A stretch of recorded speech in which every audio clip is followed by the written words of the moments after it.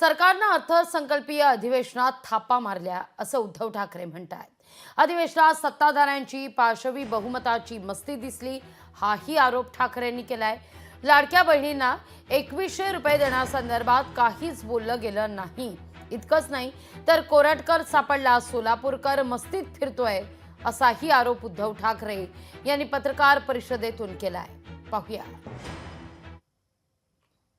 पाशवी बहुमत मिळवलेल्या अस्वस्थ सरकारने मांडलेला निरर्थक संकल्प होता। हताश आणि निराशावादी असा अर्थसंकल्प।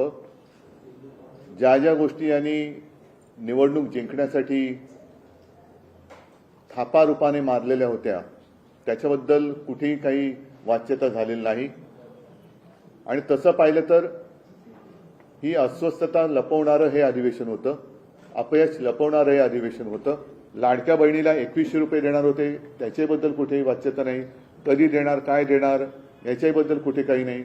उलट लाडक्या बहिणींमध्ये सुद्धा आता वर्गवारी केली जाते, त्यांची कागदपत्र तपासली जाणार।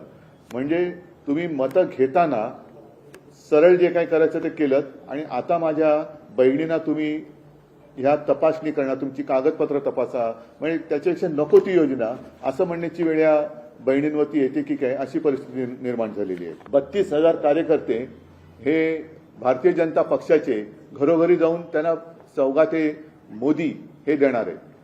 हे काय सौगाते मोदी नाहीये, हे सौगाते सत्ता आहे।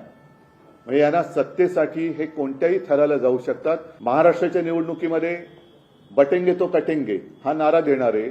आता सौगात म्हणजे भेट द्यायला चाललेले आहेत। वर्षभर किंवा आयुष्यभर होळीच्या निमित्ताने मुस्लिम समाजाच्या नावाने शिमगा करायचा आणि निवडणूक आल्यानंतर त्यांना पुरणपोळी द्यायची, असा हा प्रकार आहे। मला फक्त चिंता अशी आहे की मोदीजी जे लोकसभेच्या निवडणुकीत बोलले होते मंगळसूत्र चोरलं जाणार, मंगळसूत्र यांना देणार यांना, आता हिंदूंच्या मंगळसूत्राचे रक्षण कोण करणार?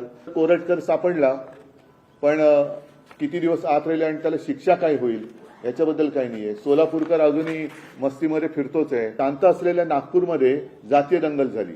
खरं म्हणजे आम्हाला आता असा संशय येतोय की एकूणच मुख्यमंत्री सगळ्यांना सावरण्याचा प्रयत्न करतायत केविलवाणा, तारेवरची कसरत त्यांना करायला लागते।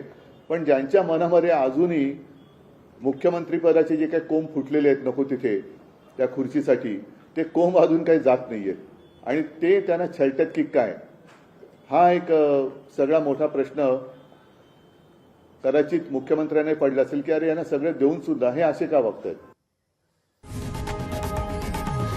लोकशाही मराठी ऐका, पहा, जागरूक रहा।